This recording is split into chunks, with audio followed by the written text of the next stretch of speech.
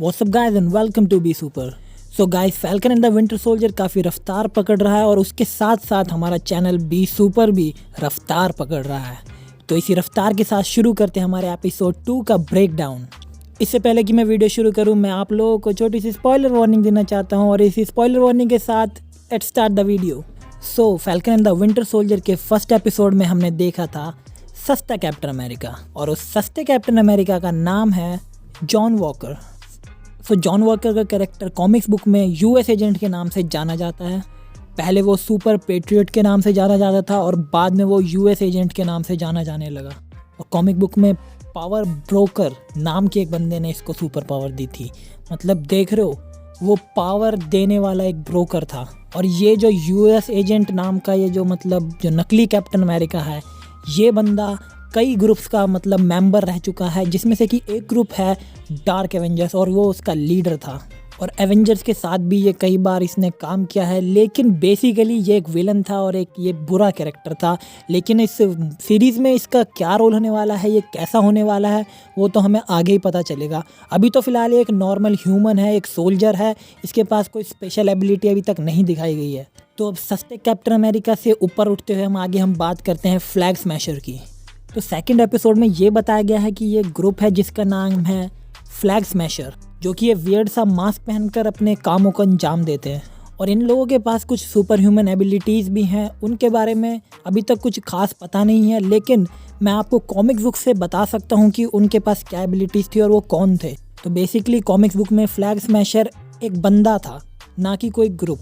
और उस बंदे का नाम था कार्ल मॉर्गनथाउ, मतलब समझ गए ना तुम लोग। And he was the first flag smasher. और उसका बस एक ही मोटिव था, हेट फैलाना, एंटी नेशनल बातें फैलाना, यही सब काम करता था वो। और वो एक टेररिस्ट सा था और कॉमिक्स बुक में वो यूएस एजेंट के साथ, यानी कि जो अभी नकली कैप्टन अमेरिका है, उसके साथ टीम अप भी हुआ था। तो अब यहाँ पर देखते हैं यहाँ पर ये लोग टीम अप होते हैं कि नहीं। हाँ, तो जो मैंने कार्ल बताया है, जो कार्ल है वो कॉमिक्स बुक में था, लेकिन यहाँ पर एक लड़की दिखाई गई, ये लड़की है कार्ली। ये कार्ल का फीमेल वर्जन है। तो यहाँ पर कार्ल को फीमेल वर्जन में दिखाया गया है। और इन लोगों का ये नारा है वन वर्ल्ड वन पीपल। लेकिन इनकी बातों से मुझे नहीं लगता कि ये एकता की बात कर रहे हैं।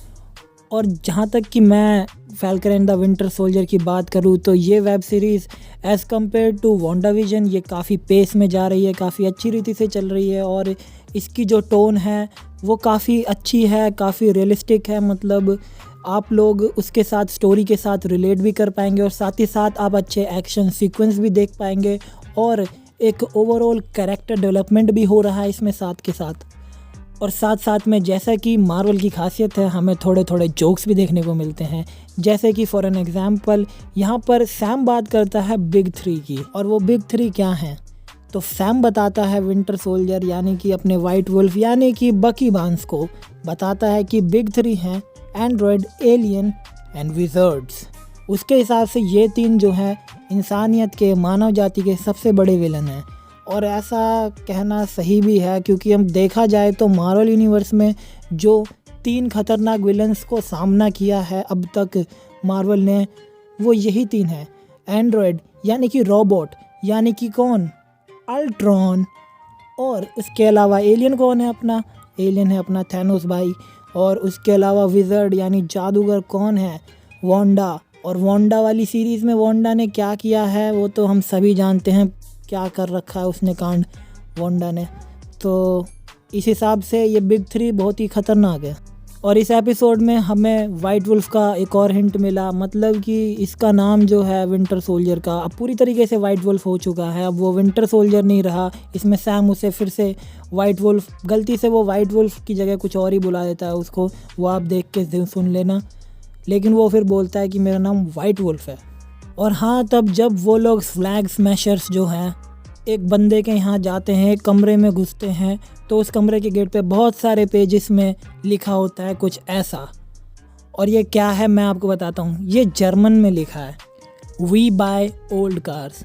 हाँ, मैं जानता हूँ इसका कोई मतलब नहीं बनता, लेकिन मैंने सोचा ये इतनी बार लिखा है, इसके पीछे ज़रूर क्या पता कोई ईस्टर एग छुपा हो, इसीलिए मैंने थोड़ा डिगिंग किया और उसके बाद मुझे ये मिला।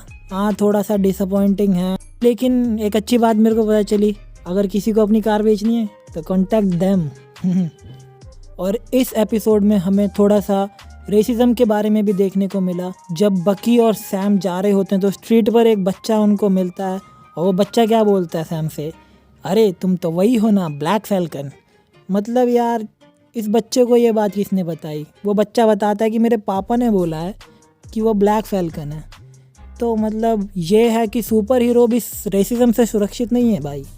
और आगे हम देखते हैं कि वो दोनों एक बंदे से मिलने जाते हैं। उस बंदे का नाम होता है इजेया ब्रैडली। और वो कौन होता है मैं आपको बताऊंगा वो कौन है।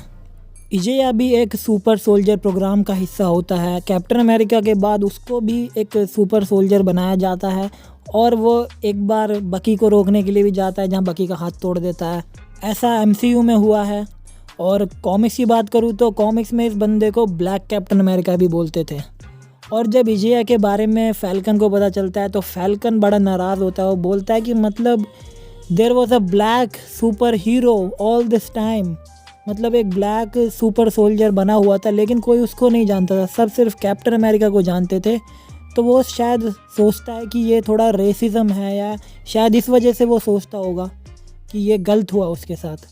और साथ ही साथ हमें ये भी दिखाया गया कि जो अपना बकी है उसको प्रेसिडेंट ने माफ़ कर दिया है, जो भी उसने पहले जब वो पागल था, मतलब जब उसके ब्रेन के साथ हाइड्रा ने कुछ कर रखा था, समझ रहे हो ना क्या कर रखा था।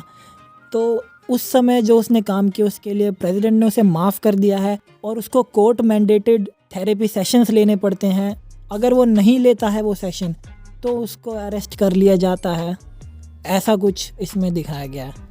और इस एपिसोड के अंत में फैल्कन और अपना विंटर सोल्जर जाते हैं मिलने किससे, अपने बैरन ज़ीमो से।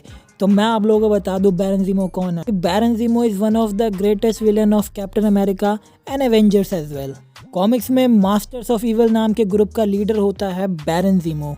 और मैं आपको बता दूं कि ज़ीमो को हमने पहले भी देखा है। कहाँ देखा है? याद कीजिए। जी हाँ, बिल्कुल सही कहा आपने। सिविल वॉर में जो बंदा अपने बकी यानी विंटर सोल्जर के दिमाग के साथ छेड़छाड़ करता है वो और कोई नहीं, बैरन ज़ीमो होता है।